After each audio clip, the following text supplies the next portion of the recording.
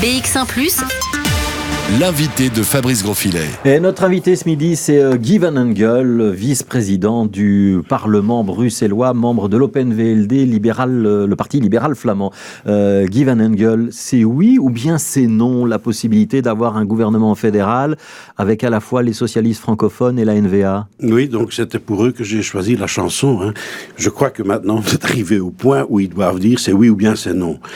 Et moi, je vois tout ce qui se passe du côté néerlandophone de plus près, et je me pose des questions par rapport aux envies de la NVA de participer à quelque gouvernement que ce soit au fédéral.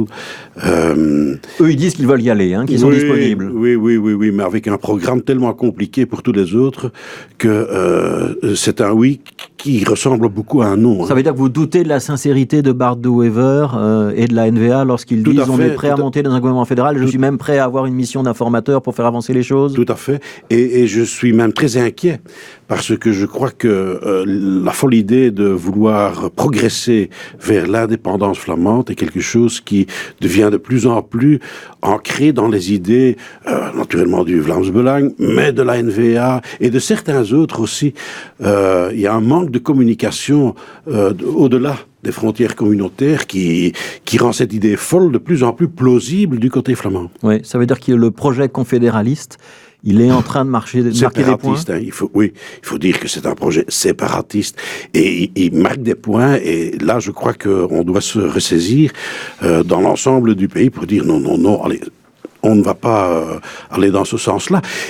Pourtant, Guy Van Engel, même au sein de votre parti, l'Open VLD, on a entendu de nombreuses voix dire « Nous, on ne monte pas dans un gouvernement fédéral si la NVA n'y est pas ». Oui, tout à fait. Et ça, c'est une des raisons pour lesquelles je dis que cette idée d'aller vers un séparatisme est quelque chose qui est en progression, mais c'est une progression qui se fait à la douce, mais sans qu'on le ressent vraiment, et c'est ça qui m'inquiète. Oui. Si cette progression n'est pas enrayée, il y aura un danger pour le modèle bruxellois? Il y a un danger pour l'ensemble du pays. La région bruxelloise en tant que telle est une région économique très très forte, et donc je crois que la région bruxelloise en tant que telle peut résister, mais je crois que ce serait néfaste pour l'ensemble du pays. Mais on sait que le programme de la NVA, c'est l'idée que Bruxelles doit devenir une ville un peu co-gérée par les deux grandes communautés. Ça, c'est pas acceptable pour vous? Ça n'est pas acceptable, ça ne sera pas accepté du côté francophone. Qu'est-ce que vous dites à vos camarades de parti en général? Qu'est-ce que vous dites à vos camarades de parti de l'Open VLD, à Gwendoline Rutten, votre présidente, à Alexander De Croo, vice-premier ministre? Vous leur dites, on doit monter dans un gouvernement sans la NVA? Moi, je dis qu'il faut être excessivement prudent et que nous ne sommes pas une annexe de la NVA. La NVA est en train de pousser pour un front flamand, où ils aimeraient que la NVA, le CDNV, le VLD se mettent tous sur le même diapason. Nous ne pouvons pas marcher là-dedans. Nous sommes des libéraux. Notre partenaire préféré, ça reste et ça sera toujours les libéraux francophones et les libéraux européens. Et donc, nous devons éviter de marcher dans le piège qui consiste à faire la pensée unique en Flandre qui est dictée par la NVA. Ouais. L'enseignement flamand à Bruxelles, il est réservé aux seuls néerlandophones? C'est un des éléments.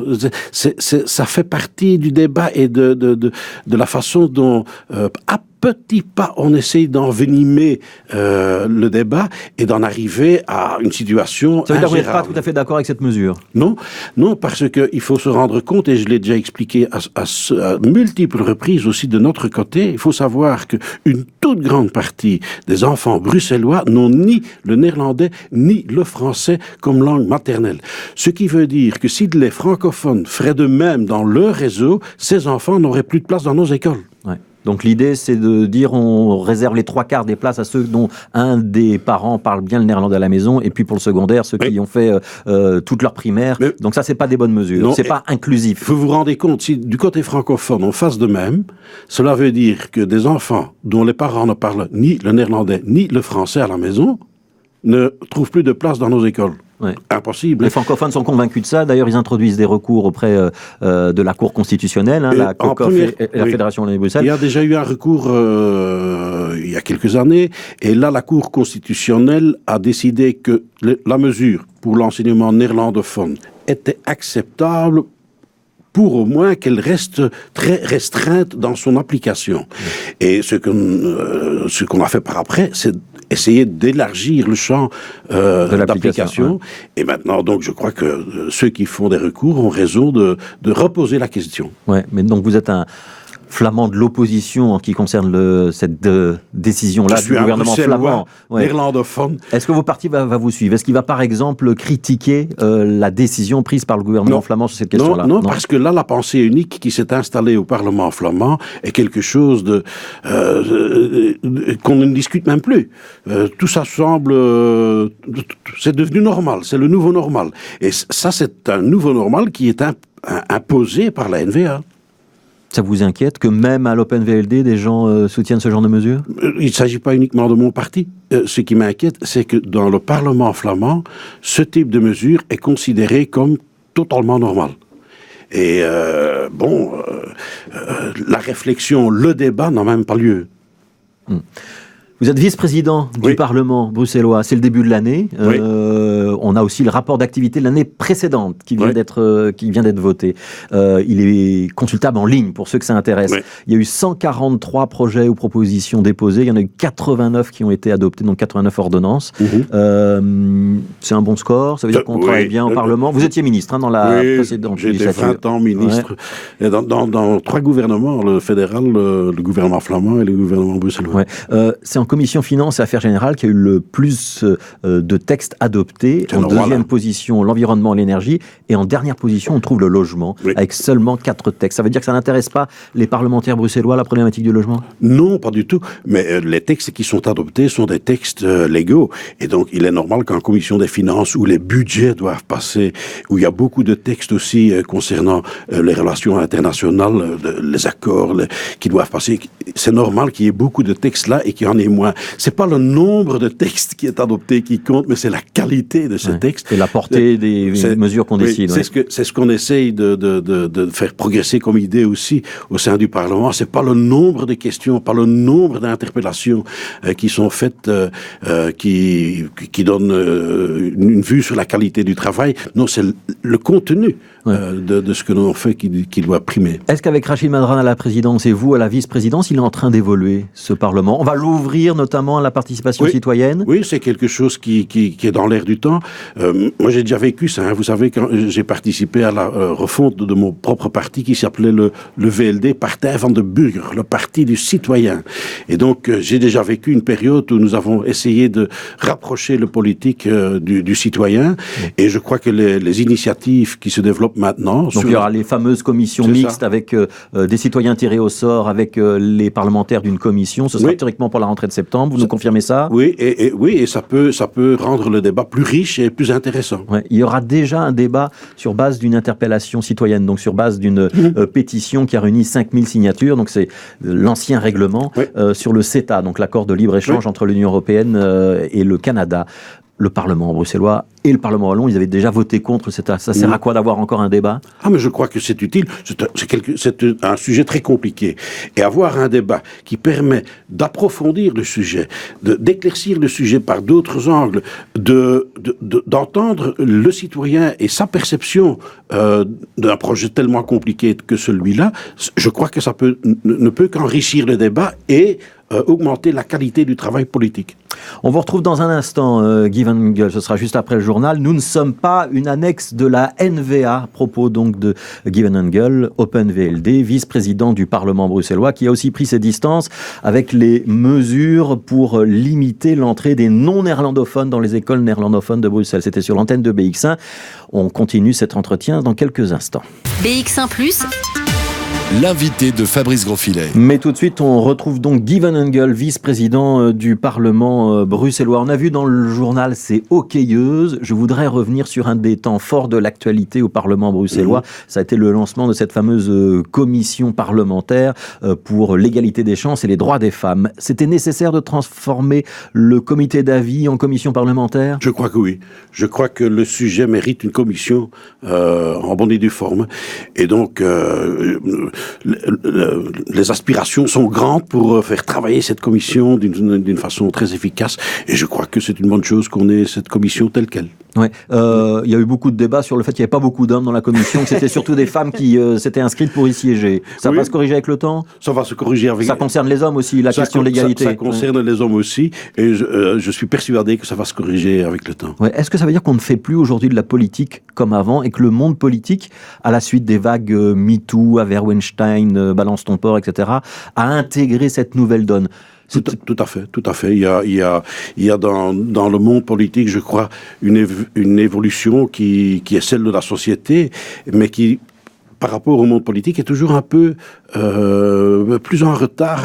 Les premiers à bouger, ce sont toujours les culturels, hein. Et puis ceux des médias. Et en dernier lieu, ce sont les politiques qui se mettent à se... Il y a encore le monde de l'entreprise aussi qui peut progresser en matière d'égalité homme-femme. Tout à fait. Je voudrais qu'on revienne un instant sur les négociations politiques, puisqu'on a fait référence tout à l'heure à ce qui se passait au niveau fédéral. Dans les mardis prochains, il y aura théoriquement le rapport de Joachim Kuntz et de Georges-Louis Boucher au roi.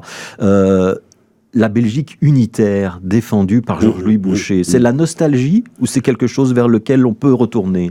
Je crois qu'il a un peu rectifié le tir. Je crois qu'il a fait comprendre que c'était un peu nostalgique ce qu'il avait dit et qu'il est difficile de faire marche arrière toute. Mais donc remettre à la réflexion que certaines compétences qui sont maintenant éparpillées sur les régions ou les communautés redeviennent fédérales, je crois que c'est quelque chose qui doit être envisageable. Tout comme je trouve que nous devons continuer à travailler sur l'idée de créer un espace électoral fédéral. Ce qui ne va pas du tout dans le pays pour le moment, c'est que deux grands partis puissent se diaboliser les uns les autres. Vous pensez à la NVA et au PS. Oui, ils se diabolisent et n'ont des comptes qu'à rendre qu'à leur propre communauté. Dat is een beetje gemakkelijk, hein. Et donc il faudrait une circonscription fédérale. Oui, je trouve que oui. Ouais. Qu'est-ce qu'on peut refédéraliser pour l'OpenVLD ? C'est quoi les compétences qu'on pourrait remonter au niveau fédéral alors qu'elles ont été transférées aux régions ? Un tout simple exemple, tout ce qui concerne l'environnement. L'espace ne se réduit pas à les tout petits territoires qui sont les nôtres.